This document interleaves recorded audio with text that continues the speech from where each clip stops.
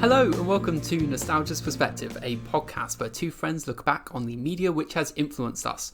I'm Jay. I'm Georgia, and today we are discussing my pick, Nausicaä of the Valley of the Wind. Oi, so... it's going to be quite a deep one. Yeah. Yeah. Deeper than I expected before I watched this film. Really? Yeah. Well, before this, the Ghibli films that I had watched were Spirited Away and Howl's Moving Castle, which both, don't get me wrong, have their, moments. Uh-huh.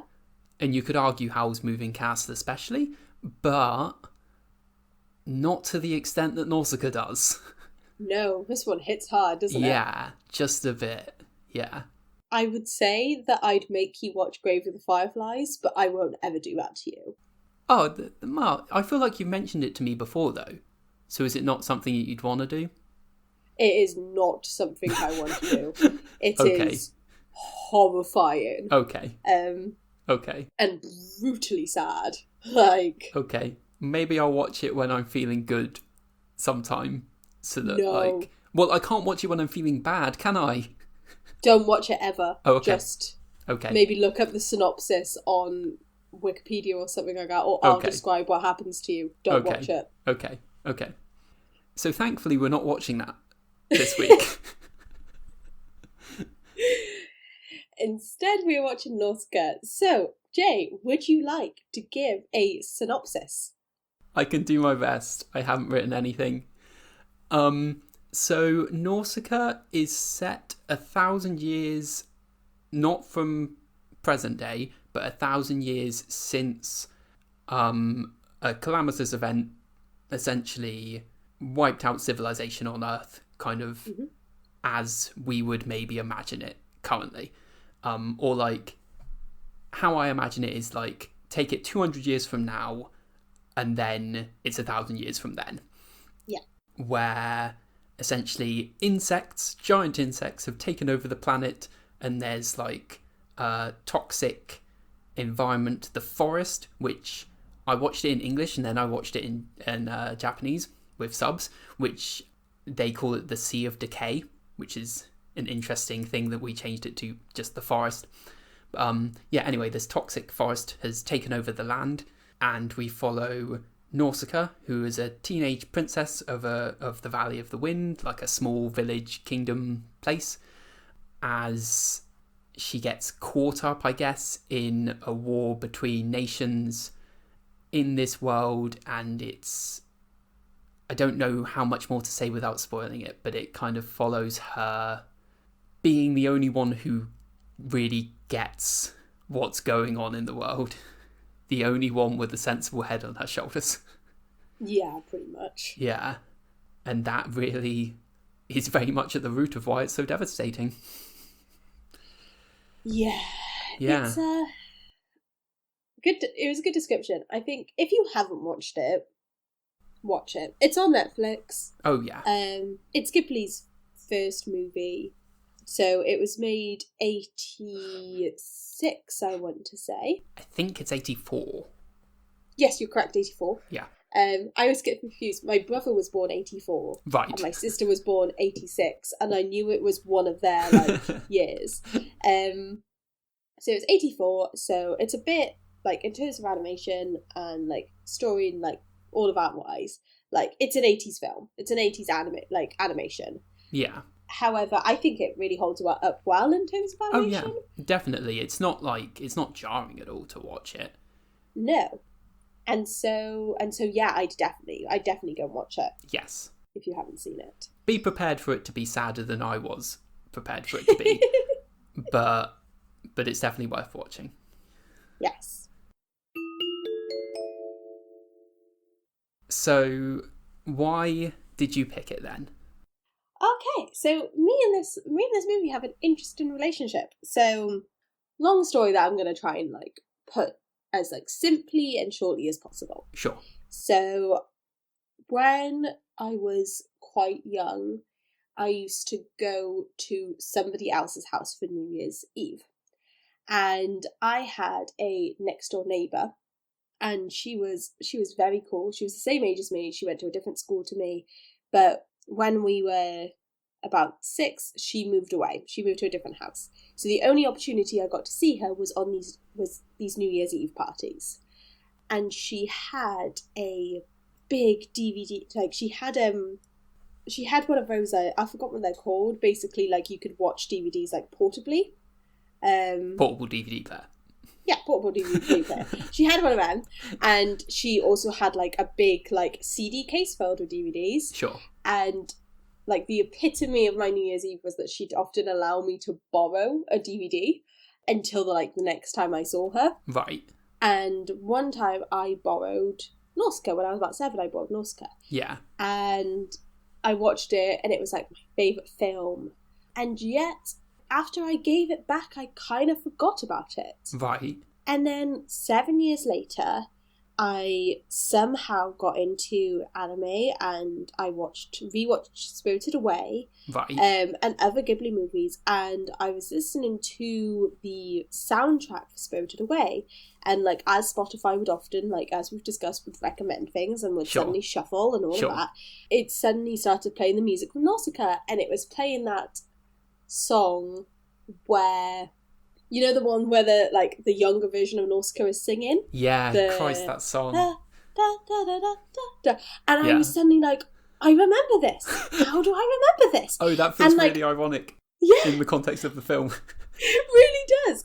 And I remembered, and the image that kept like pulling up for me was it was her getting shot. Right. Like, that was, like, very clear in my memory. Right. And so I rewatched it, and I just fell in completely in love with it once again. Yeah. And it was my all-time favourite movie, and I had an iPod at the time, and, like, it was, like, first generation, like, little, like, colourful iPod, and you could download films onto it, and, like, but it only had space for, like, one film, and so I downloaded Nausicaä onto it, and, like, any time I, went on holiday or like anywhere, like, you know, before like you could like full on access the internet when you were away on holiday, and you had no other way to entertain yourself in the airport or anything like that, I'd watch that movie. So when I say that I could quote that movie, like I could bring it up into my head, like I really could. Like, I gotta be honest, I watched it a couple of months ago. I haven't rewatched it this week, because I could quite easily say, you know, Lord Yupa goes into the village, it's all, like, deserted, he picks up the doll crumbles in his hand, yet another village is dead, wind starts, his, like, creatures start, he moves, he's, like, he goes off into the distance, it pans, 1,000 years since the collapse of civilization, a toxic jungle now spreads, threatening the survival of the human race. Do-do-do. As the tapestry, I could play it. Is my point. You know, like I don't really need to rewatch it because I could play it in my head. Yeah. So I did rewatch it. Me and my friends were trying to watch all the Ghibli movies in order. Right. And so we started off with that one. So I rewatched it then. This movie just, like, out of all the Ghibli movies, and I think I'm a Ghibli fan, I haven't watched all of them. Yeah. But this one just, its message, its characters has stuck with me whenever I watched it since I was little. You know, I think there's very few things that I can say that I watched when I was 7, and I watched when I was a teenager, and I've watched as an adult, and I've loved it throughout. Yeah. And I pick up so many different things. And like one thing that we'll be discussing is what I took from it as a kid. What did I take from it as a teenager, and what do I take from it now? Yeah. Because there was a very different Georges, and there was a very different takes. Sure, yeah. Yeah. And reasons for enjoying it. Yeah, I kind of can't imagine. This is one of those quote unquote children's films that I can't imagine watching as a child. I can't imagine what that's like. It was very hard hitting. Like I say, the towards the end when she gets shot, Yeah. and then when her foot goes into the acid, Yeah. and then when she sacrifices herself, Yeah. like, it just, Yeah. it hit real differently. Yeah. I mean, yeah, when she gets shot is where I start crying. Yeah. And then I keep crying. It's such a sad movie. Yeah. Yeah. She just Ultimately goes through hopeful, so much. I guess. But, yeah, Jesus. So, did you enjoy it? Yes, I did enjoy it, yes. I did. It's one of those where enjoy is a funny word to use. Yeah. Because I properly cried. Like I said, I watched it twice. I watched it in English first and then in Japanese with subtitles. Just because I was curious to see the difference. Which there are minor differences, which we might talk about. But, yeah, I cried both times. Like, just the end. Yeah, like, it's just devastating. But, I'm glad that we've got onto this because you didn't really click with Spirited Away. No. And, like, Spirited Away is one of those where, to be honest with you, it's not my favourite. We did Spirited Away because we were doing something quite different to what the podcast has become. Yeah, yeah. And we were taking a more analytical look than... Personal, than personal. Than personal. And I chose Spirited Away because many people say it's the best Ghibli movie. I disagree. And I'm glad that you've managed to watch one of my favourites because I think that I find it the story is more compelling to me than Spirited Away. Yeah.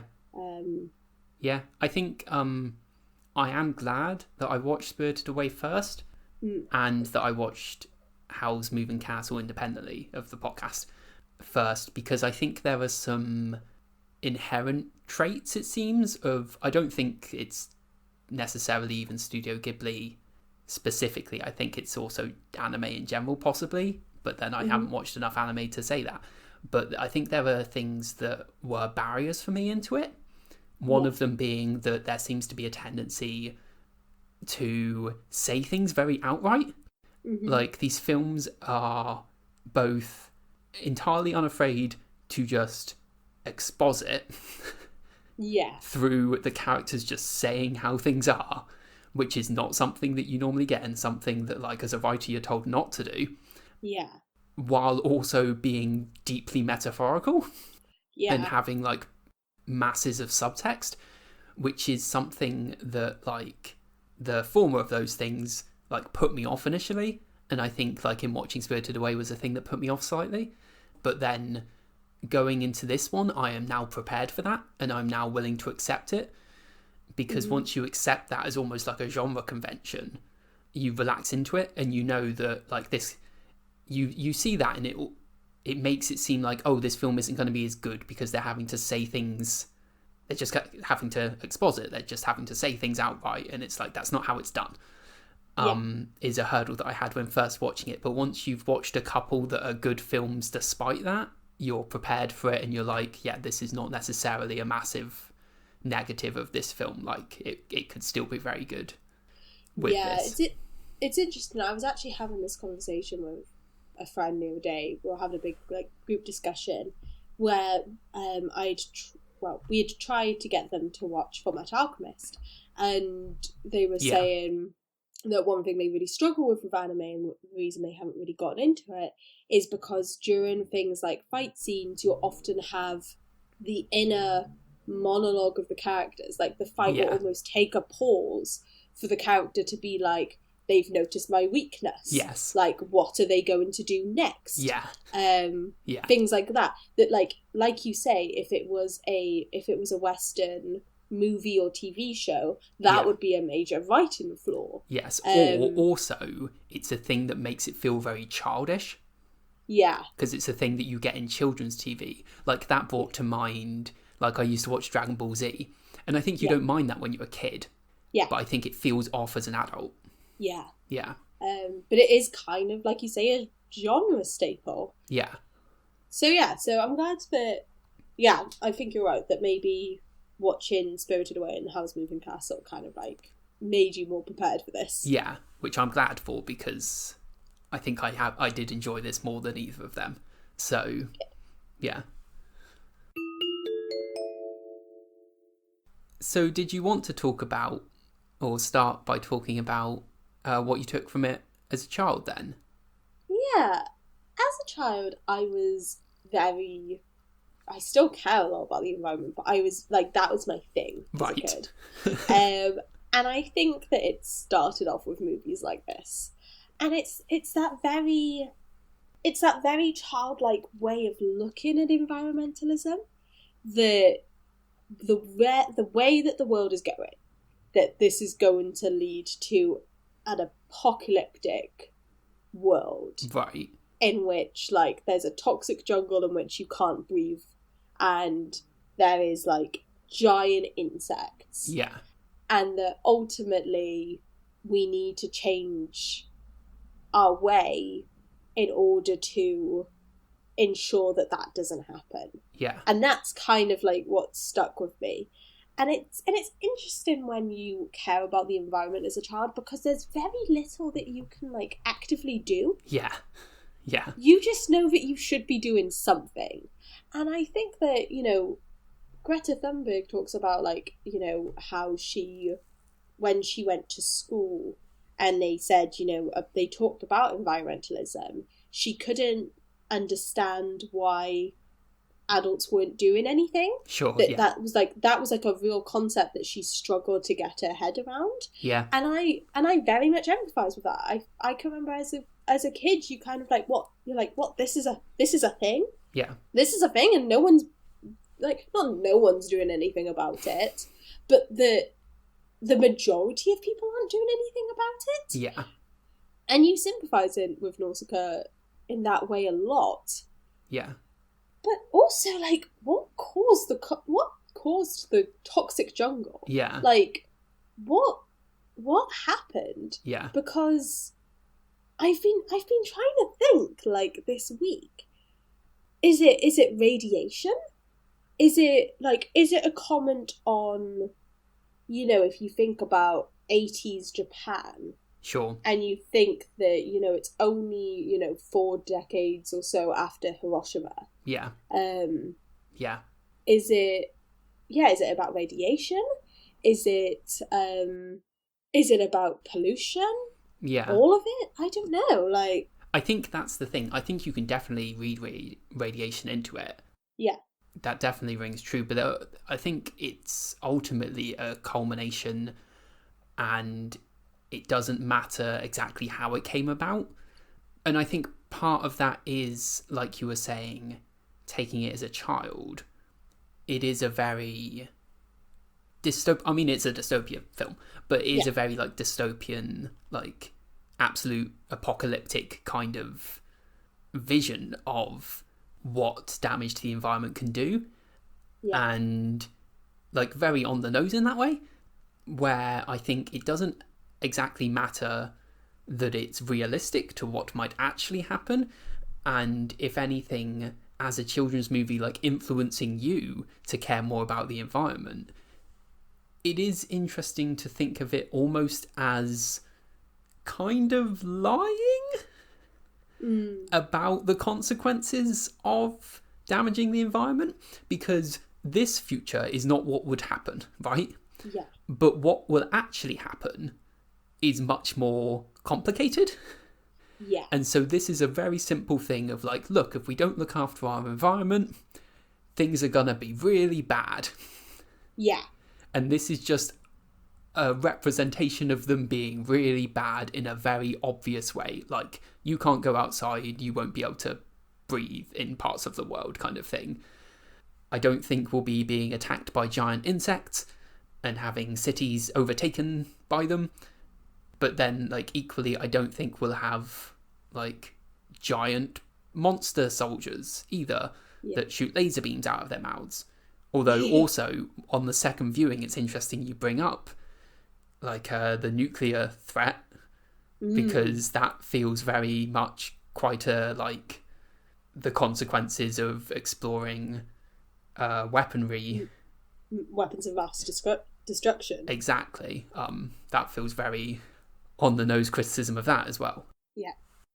But yeah, I think, like I say, ultimately I don't think it matters exactly how this came to be or what this is. It's a simple message for children in what is essentially a children's movie of like damaging the environment is bad.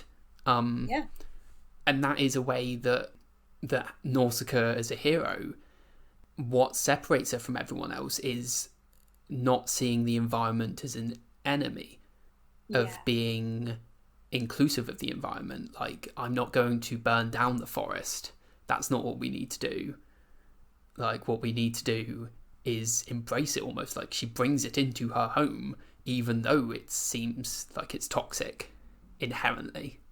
Yeah, I mean, it has like, look at it now, it kind of like has strong themes in terms of like the Amazon rainforest. Like, people think of the Amazon rainforest as like uninhabitable, and like not like, obviously it is habitable because there are tribes that live in the Amazon rainforest. Yes. But yes. people see it as like something that needs to be deforested because like to make way for humans and their livestock. Yeah, or at least it doesn't matter kind of thing. Yeah. Of like, this is not a useful place to us. When in actuality, you know, the Amazon rainforest it's so important to the earth because it's ultimately what's given us oxygen. Yes. Or not even that, like it affects weather patterns and everything. Like, it's very much, again, the forest is a pretty much direct representation in that they discover that the forest is trying to repair the world, essentially. Like, yeah, and it's interesting the way that like it takes these monsters, it takes the Emoshi, right, and it immediately presents them as like, you know, you have that first chase scene where Lord Yupa is being chased by one of them, and like as a child that creature is terrifying, like giant ass woodlouse with red eyes, yeah, and like that, and the mouth like chasing after someone, that's terrifying. And yet like in that first scene she calms it down and like guides it away, and by the end of it you're really sad for how that baby is being treated. Oh, it's just yeah. I was gonna say, don't make me cry, Georgia. And especially because I think that, I mean, I grew up in a city, right, you know, not a big city, but a city, and we get further away from animals and wildlife. Yeah. And I think that the further we get away from them, the more alien they appear to us. Sure. The less that we empathise and connect with them, and the more that we see them as like things that should be kept separate from us. Yeah. And, you know, the more that we kind of distance ourselves from the other creatures on this planet, and the more that we accept things like animal cruelty and all of this. Yeah. And we don't care about deforestation and creatures losing their natural habitats. Yeah. Because we don't interact with them. Yeah. Yeah. And I think that's something that's kind of represented in the film as well, in like the not caring about the environment and just not thinking about it, not taking it into consideration. That like the Pedgites and the Tolmekians, thank you. Like they have, it's when she is arguing with the Pedgites, when she and the boy whose name I can't remember get back to like his people, sure, and they're like saying like, oh, we need to, like, well, I mean, their plan is to like destroy the valley and to burn the forest because they can't let the Tolmekians have the power, kind of thing. Yeah. And it's like, you're not seeing the consequences of not paying attention. Yeah. And I mean, it's so prevalent because I find that when environmentalism is brought up, like, I'm a Green Party supporter, but often it becomes a matter of an environment gets pushed back and it becomes like less of a priority, because of social dynamics that are happening. Yeah, there's always something going on that's more important. And I don't, and you know, social problems are so important. Yeah. But we can't keep putting the environment on the second bench. Yeah. Because there will always be war and there will always be, like, things going on. Yeah. And if we keep doing this, it will just become more and more of a problem. Yeah. And it's the thing that frustrates me a lot of the time as well. Of it's like, there are so many people in the world. Why can we not have some of them working on making sure environmentalism is handled while other people deal with that? Like, it's not like there has to be one sole focus. We can focus on more than one thing at once. Yeah. Why can't this just be one of them? And it's like using the film, it's like, sure, have your stupid war, but have it somewhere else, and like, don't destroy the planet to do it. Yeah. Yeah. And I think what's really sad is that the Valley of the Wind has essentially made their own society in which they're prioritising the environment. Yeah. And through no fault of their own, they are dragged into a war that none of them care about. Yeah. And, you know, the stakes is that they're like their little self-sustaining valley. Yeah. In which they are doing the best they can in an apocalyptic world. Yeah. Could be destroyed for no reason. Like, yeah. And it's really powerful imagery. I mean, there's a lot of powerful imagery obviously in this film, but like really powerful imagery when you see the change in the valley, that like it starts off of this like idealistic, like windmills with just all farmers and it's lovely by the sea, and then the ships come in and crash through the windmills. And then when they're dragging I can't remember what it's called, the giant monster thing. What's it called? The giant warrior. Giant warrior, yeah. When they're dragging its like egg, like up the hill, like they're dragging like it's dirt trailing it kind of thing. And so they're ruining this like lovely green environment. And then like we got the tanks coming in, tearing it all up, and they break the bridge down. And then suddenly when they essentially become refugees, like it's all dark. And... like this and when they burn the forest down. Well, yeah, exactly. Yeah.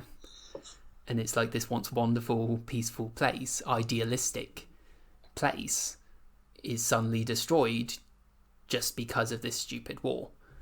Yeah. I mean, it's something that I felt like something recently that had that underlying message was Game of Thrones. Like, Game of Thrones had the external crisis of, like not the external crisis, but almost like the metaphorical environmental crisis of the are they Night Walkers? White Walkers. White Walkers, thank you. Of the White Walkers and the Night King, and then it had also the politics and the fighting amongst us, like each other. Yeah. And it kind of accumulated in they're gonna have to come together in order to defeat the existential crisis. Yes. Yes. And what was really disappointing... Spoilers. What was really disappointing in the TV show, at least, about that ending... Yeah. Was that, one, they didn't all have to come together. Yeah. Like, one of the major parties didn't join in the fight. Yes. And yet they still won. And they won 3 episodes before... all of the political stuff we think. Well, the core message should have been put away your silly fighting and deal with this already. Yes. I mean, there were plenty of problems with the Game of Thrones last 2 seasons. But yes, that very much among them, that like there was obviously this undercurrent of, while we're not paying attention, this existential threat is going to come and sweep over us and destroy everything, and our petty little fights won't matter. And then, ironically, they decided, yeah, no, they're not going to matter. Like, the existential threat doesn't matter. Our petty little fights are what matters. Yeah. Anyway, we're not getting into that. Yes. And so I think Nausicaä does it. I think it does it really well. And what I really like is that in terms of environmentalism, the problem doesn't go away. At the end of the movie, it's not as though... and there were no more toxic jungle, and everybody was like everybody was right. Yeah. And all of that. But what it does is it provides a bit of hope. Yeah. Like, it shows that the earth is clean in itself. Yeah. That there are ways to live with it. Yeah. And that there is this opportunity to live like that. Yeah. If people take up on it. Yes, and they plant their trees again. Yeah. And the soldiers fly away. Hopefully to have their war somewhere else. Or just not have it. Just not have it. Yeah. Like, what's going on? Yeah. So I think that leads like quite nicely into then when I was a teen, like the environmentalism message really stuck with me as a child, but then when I was a teenager, the anti-war thing stuck more to me. Yeah. I mean, the Pedgites, and like the thing that really strikes me about this is like it's actually like the Tolmekians are very like obviously evil, right? Sure. Like the Pedgites, however, are like interesting as like a group in a society, Right. because they are correct. They have had their land destroyed by another group. They've had their land destroyed by the Tolmekians. They had their princess kidnapped and ultimately killed. Right. They had a weapon of mass destruction taken from them. Yeah. But also they were the ones that dug it up. Yeah. And also they are the ones that take another princess hostage. Yeah. And they are also the ones that take a baby animal that's innocent and use it as bait to destroy a third party that has nothing to do with their war. Yeah. Like, in order to get the weapon of mass destruction back so that it can't be used. Exactly. They cause massive destruction to avoid massive destruction of them. Yes. Which is just so realistic. Like, sadly, like, realistic in terms of how conflict is often dealt with. Yeah. It's like I can totally see how places can get, like, how people can get into that mindset. Yeah. You know? Yeah. But I wonder... it doesn't... Sorry, this is just brought up to my mind, complete side note, really. But, like, when we're thinking of metaphors for the real world and, like, comparability to events in the real world, Vietnam War? Yeah. Yeah? Yeah, I can see that. I mean, it was major in the 80s, so, like, definitely it will have, like, influences. Yeah. And I mean, the way that these two, like, big powers, the Tolmekians and the Pedgites, are, like, fighting amongst themselves and end up doing it on somebody else's land. Yeah. Essentially, yeah. And you just... It's so difficult, because the problem with, like, anti-war and pacifism is that, and I'm going to very much simplify and give my very, not uneducated thoughts, but, like, this isn't, like, my topic or anything like that, but this is just somebody from the world commenting on the world. Yes. We're not purporting to be experts. Yes. The problem with pacifism, obviously, like, what gets argued against it the most is, oh, but what about this situation? And we can't just lie down. And, like, people, you might be a pacifist, but other people won't be a pacifist. Yeah. And in Nausicaä, you know, the Valley of the Wind are pacifists and they are anti-war, and they end up with their king killed and their space taken and them essentially becoming refugees in their own land. Yeah. Like, you being a pacifist doesn't necessarily stop others from being, like, not. Yeah. But also, it's Nausicaa's show of true anti-war, like, her, like, display of being willing to take those bullets. Yeah. And willing to stand in front of the stampede. Yeah. That ultimately show everybody how true she is to her principles. Yeah. And how that could stop something as devastating as the stampede. Yes. Yeah. And I think that also brings to mind as well the thing of, like, calling people out for being pacifists and that being unrealistic is kind of, it's akin to victim blaming. Yeah. Like, it's like the responsibility is not on the pacifists to be more realistic. It's on the warmongers to not be bloody warmongers. Like, yeah. And yes, you can say that's unrealistic, but you know, we need ideals to strive for. There's nothing wrong with striving for ideals while being realistic. And you know, I think you could, I mean, this is a tenuous link to try to draw it into the film, to be honest, I think. But like, you could argue that Nausicaä somewhat realises that, to an extent, that like, she says like she never wants to kill anyone again, and she very much sticks with that after like she kills the guys who killed her father. Mm-hmm. But then when the stampedes come in and she needs to get there because the Ohm aren't turning back, like she picks up the gun and fires it at the guy's feet to get him to take her. And that's almost an example of like, she's not gonna kill him, but it's using the tools. It's being realistic about it, I guess, isn't it? Yeah. It's being desperate. Yeah, well, yeah, that too. And I mean, in terms of like, what's really popular at the moment in terms of environmentalism is like this phrase that there's no ethical consumption under capitalism.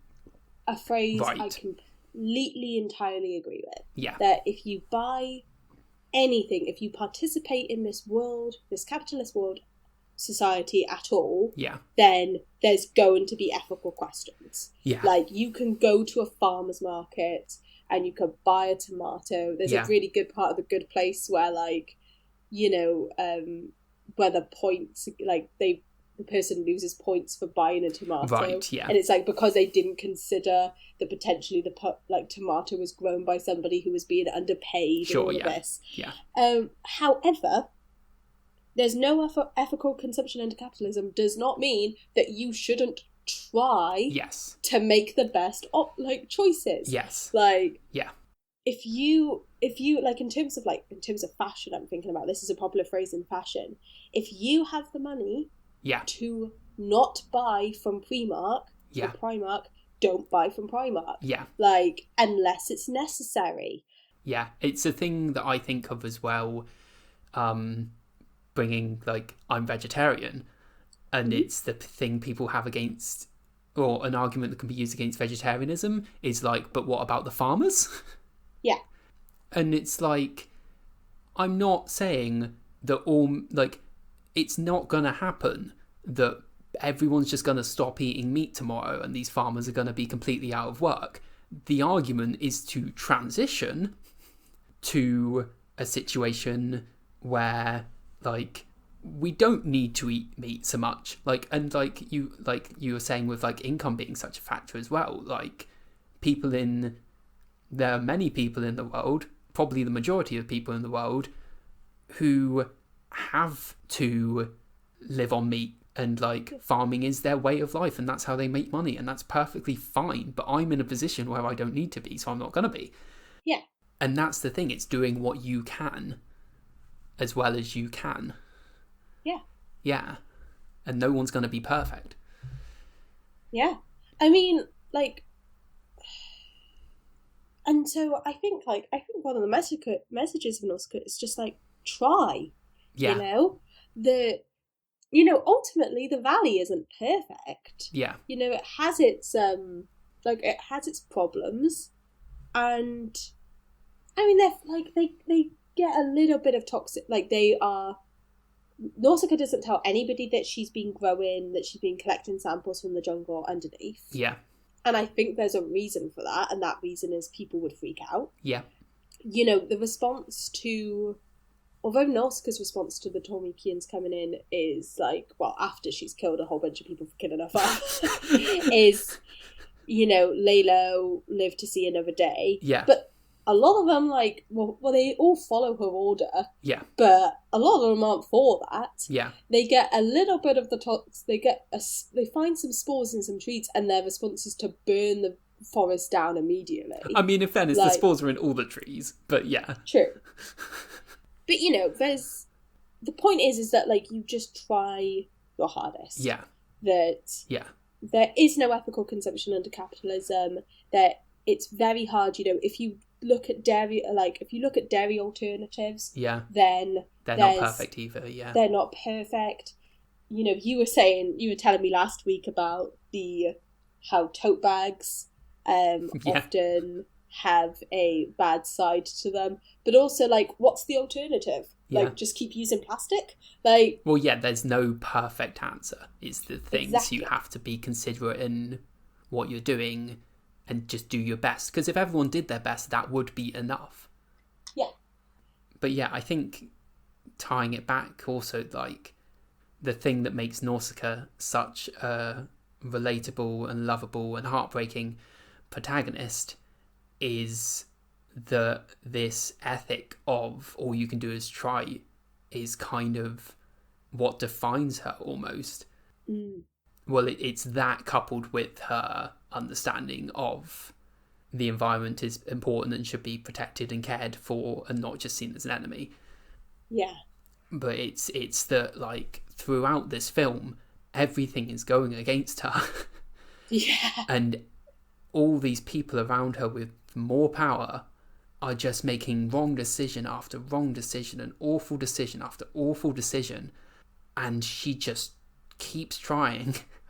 Yeah. And it's something that really, like, the second time I watched it really settled on me why it hit me so hard that, like, this is a children's film, question mark, but and so she is a child, like, teenager, you would guess, but, like, a child, and you're reminded of this constantly by the fact that she keeps crying.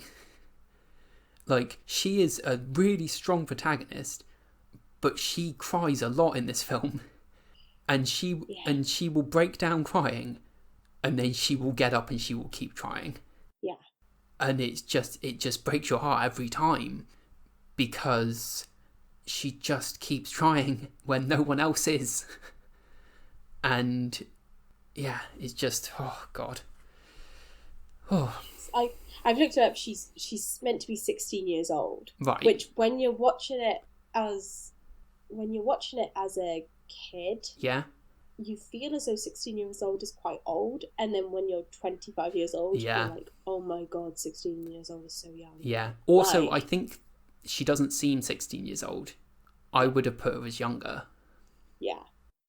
And I mean, and what's hard is that she has so much empathy. Like, I'm thinking about, like, the fact that as a child, she, like, in that flashback of her as a child, when she was, like, when she looked after the like, little tiny own. Yeah. And then her father, like, takes it off her and, like, kills it. Yeah. And just the amount of, like, empathy that shows. And yet she cares so greatly about her father. Yeah. You know, very, very easy in writing to have that flashback and be like, and that's why I hated my father. Right. But she loves her father. Yeah. Because he's not a bad man. No. They're just all afraid. Yeah. And they don't understand. And her reaction when her father dies is just devastating. Yeah. Yeah. For me, it's the ankle in the lake. Oh God. Yeah. Like after, damn. Yeah, that after her being shot, which, like you say, that's what stuck with you. Mm-hmm. And it doesn't surprise me in a way, because it's shocking. Yeah. That, like, this is a children's film and this is a child, and you just and she, like, heads towards them and she kind of puts her arms out and she is helpless. And what is meant to happen in that moment is that she crashes in harmlessly and stops them, kind of thing. I think what's really interesting that is that you're right, is that what it's written as, like, the build up in terms of writing is that she's wearing the Pedite dress. Yeah. She's holding her arms out. The guy who first goes to shoot her thinks that she looks like his princess who's died. Yes, which is what happened earlier as well, in the matey boy, her friend, like, didn't, or shot, but, like, he hesitated earlier as well, when she kind of showed that she didn't want to, like, she showed herself as vulnerable, kind of thing, and he hesitates to shoot her earlier. So we've already, like you say, we've already set up what happens is that they don't shoot her. Yeah. And so, like, that moment, like, and then the second guy shoves him aside and shoots her. Yeah. Like... Yeah, like, and this is a bloody children's film. And then she gets shot. And she gets shot in the shoulder and the leg. And she is properly injured, and we are shown that. And then she lands on the floor, on the ground, like, crying in pain again. And then gets up. And then goes to comfort this ohm, and then stops it hurting itself by letting herself get pushed into the bloody acid. Like, this is a children's film. And just her cries of pain are just so raw. Like, that's, like, as a 7-year-old, I was like, it stuck with me for years. Yeah, I'm not surprised. Because, I mean, I think, like you say, though, it is, as an adult, it's a different kind of thing, isn't it? Because as a child, it's you, but you don't have that capacity for empathy as a child. Yeah. In the same way. And as an adult, it's a child. Yeah. And the thing is, it's not even just that. It's not even just that it's a child. It's an innocent person just trying to do their best to stop bad happening.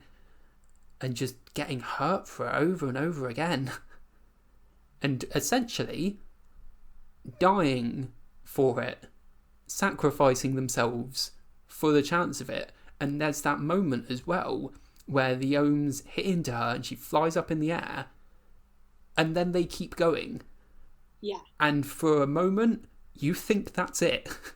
Yeah. You think that this film is just going to end with everything being overtaken by the ohm, even if it is a bloody children's film, and that it was all for nothing.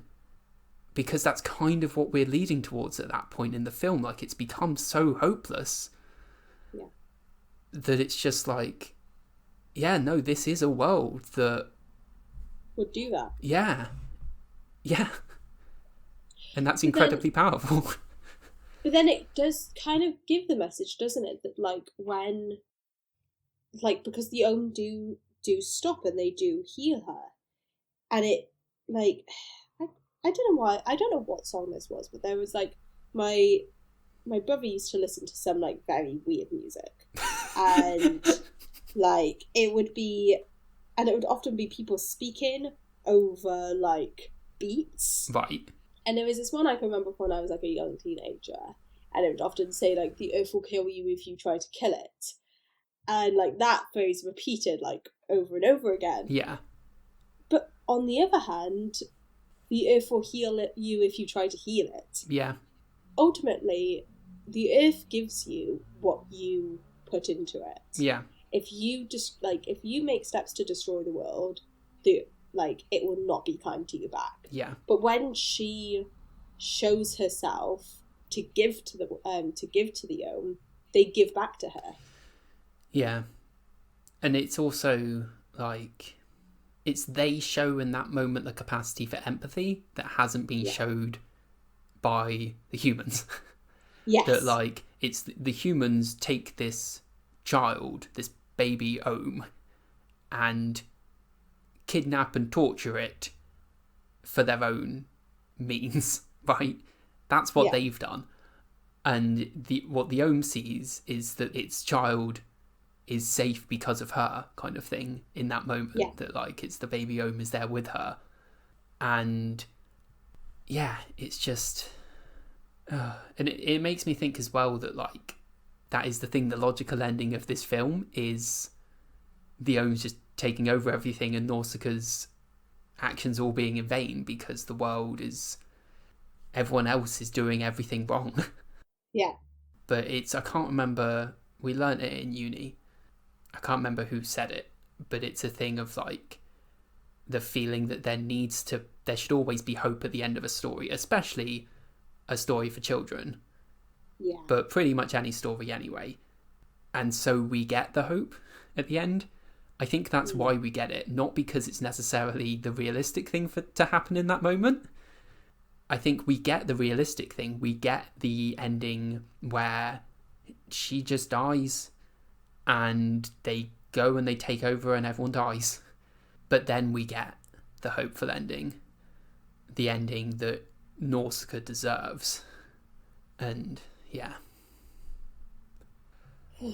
Yeah. Do you know what else happens? That like the moment where I find, in terms of cinematography, the moment, and in terms of animation, and I mean 84. I mean the animation of the giant warrior as it's like trying to like pull itself up and it's just crumbling. Yeah.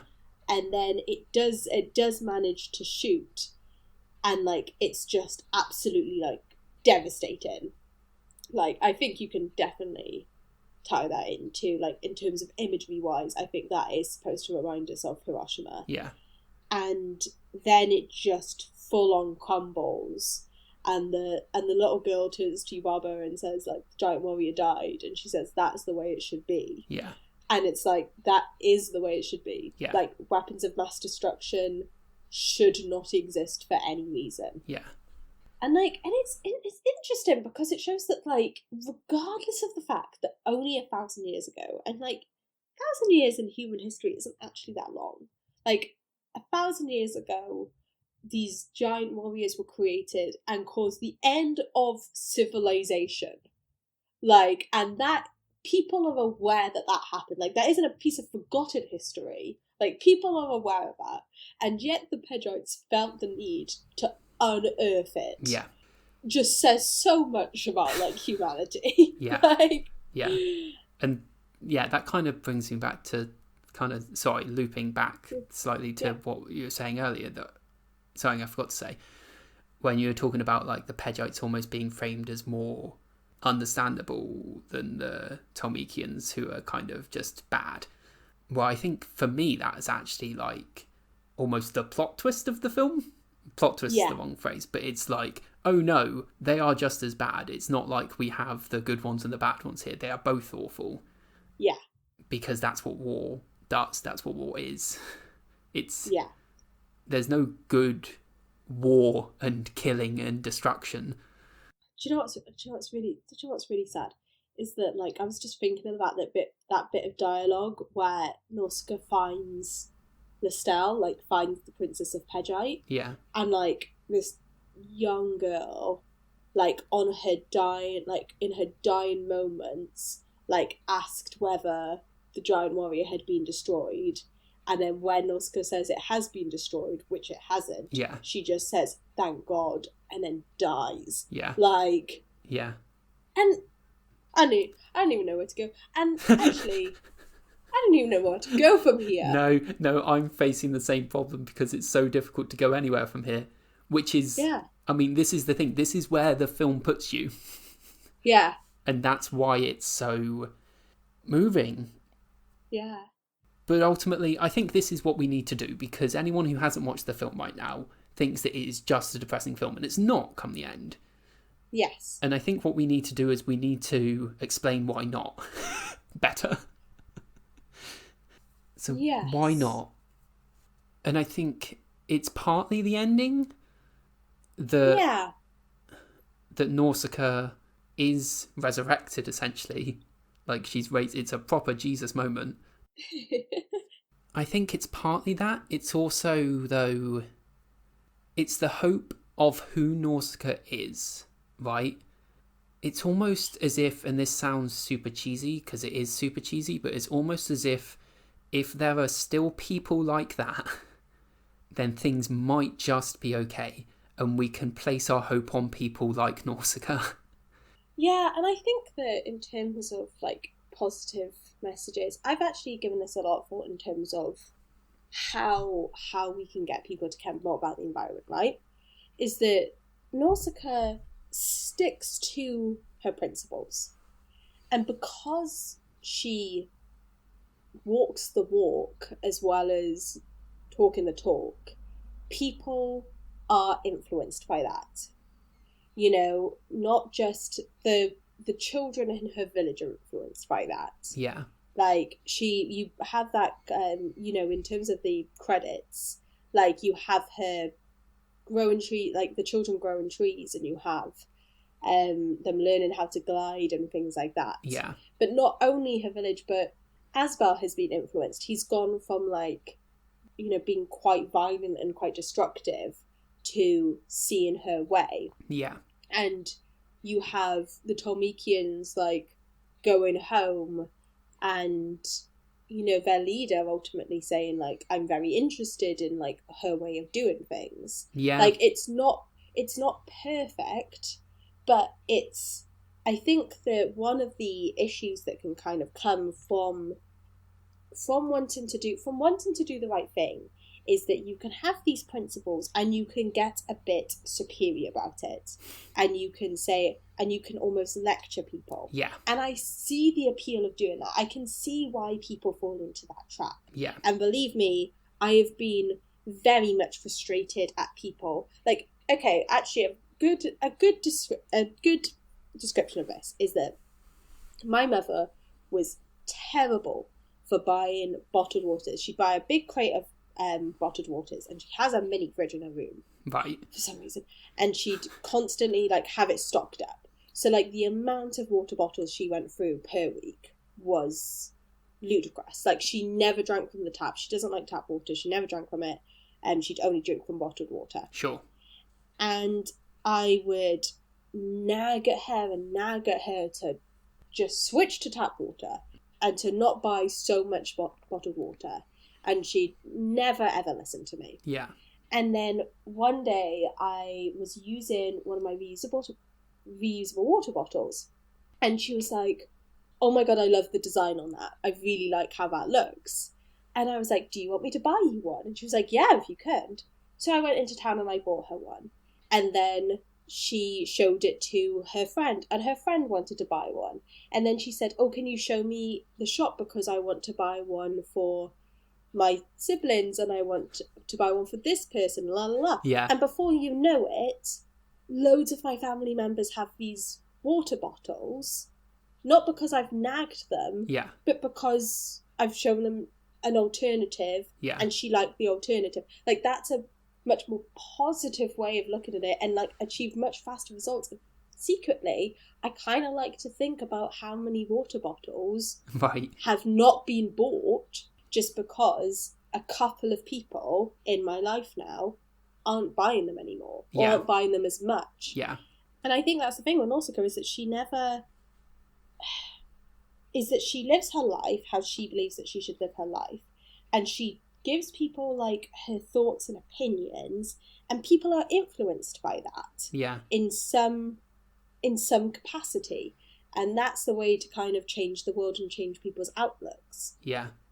And I think it's the thing of not just not telling, showing, and she is so resolute in how she acts that, like, there's multiple times where, in the face of, like, other people panicking, she is just calm and just goes about it the peaceful way and does it with such certainty that it works and that people see it with wonder. Yeah. Great film. Yeah. Maybe that's the I don't know if we're wrapping up, kind of, but that's the place to end it, maybe. Like, let's all try to be a little bit more like Nausicaä. Yeah. So that was Nausicaä. I'm very glad that you watched it. Yeah, so am I.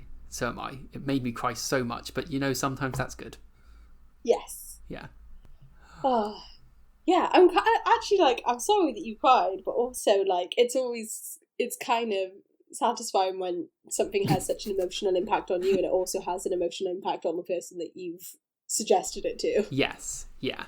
No, I get that. So what we looking at next? And is it going to make me cry? Well, so I'd hope, but I suspect not.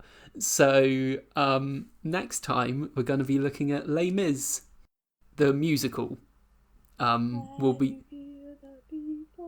Sorry. That's all right. I think you got the lyric wrong, but it's fine. You'll learn it. We'll be talking about the film and the musical itself. Won't be talking about the book. But yeah, and we will see. I don't know. We'll see if it makes you cry. I know you've seen the film though, and I suspect not. But we'll get to that next time. It certainly made me cry. I have a lot of thoughts on the film, but I think it will surprise you what I've got thoughts on. Okay. That sets it up very nicely. Yes. Yes. Right. End credits? Mm-hmm. So thank you everyone for listening. If you want to get in contact with us, you can do so at our website, nostalgiaperspective.co.uk, or email us at nostalgiaperspective@gmail.com, or leave us a comment on YouTube or on Apple Podcasts, or go find us on Instagram. We're over there now, and you can, I don't know, comment us. I don't know if you'll be able to message us or whatever, but interact with us wherever you can find to interact with us. We're really looking for some interaction. It would be lovely. Not to sound too desperate, but and yeah, we will see you next time. See you next time. Bye. Bye.